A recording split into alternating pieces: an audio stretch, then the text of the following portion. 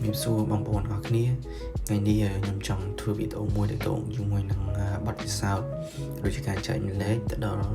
សិស្សប្អូននៅជំនាន់ក្រោយដែលត្រៀមខ្លួនប្រឡងវិជ្ជាបណ្ឌិតឯកទេសតាមជំនាញមួយ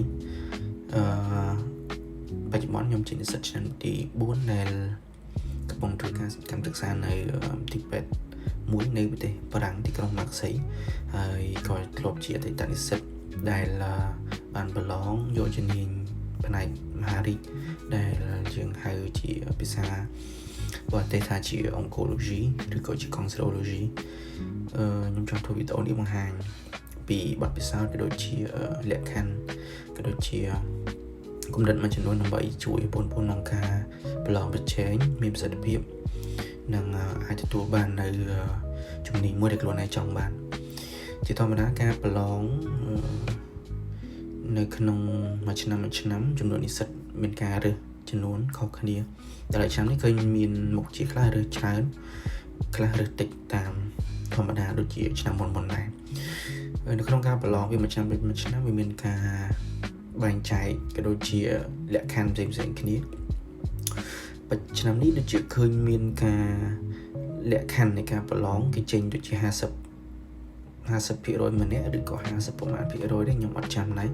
កាលឆ្នាំខ្ញុំប្រឡងចេញ70-30%មានន័យថាជា70%ហ្នឹងជាសំណួរដែលគេសិតតម្លាក់ឲ្យ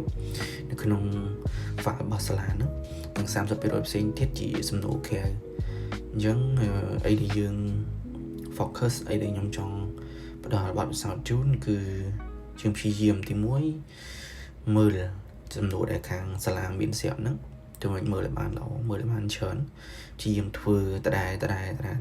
ហូតដល់យើងប្រកាសថាយើងអាចធ្វើបានចេញមកយើងធ្វើបានត្រូវអញ្ចឹងណាអញ្ចឹងយើងអាចលៃពេលវេលាតាមតែស្ដែងទៅកន្លះឆ្នាំម្នាក់ឬក៏ប្រហែលខែដែលយើងអាចគិតថាយើងអាចមើលអស់មើលតន់មើលបានច្រើនចុះមើលបានចាំការមើលទៀតសោតអាចមើលជារបៀបជាការមើលឲ្យចាំភ្នែកឬក៏ជាការទន្ទិញរកឃ្លេឬក៏ជាការចំណាំកន្លែងណាមួយដែលយើងអាចធ្វើបានព្រោះយើងអាចទៅចាំអស់ទេសំណួរច្រើនណា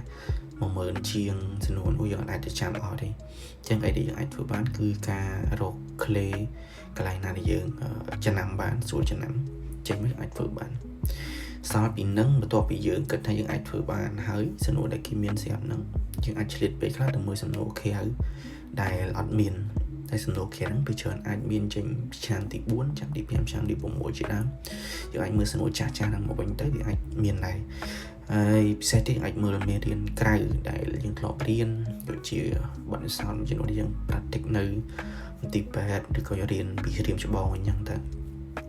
ចំពោះខ្ញុំខ្ញុំក៏អត់មានអីច្រើនជាងហ្នឹងដែរគាត់ថាបទបង្ហាញក៏ដូចជាការធ្វើវីដេអូខ្លីបង្ហាញទៅដល់អ្នកដែលធៀមប្រឡងនឹងការជ្រើសរើសឯកទេសណាមួយខ្លួនចង់បានហើយ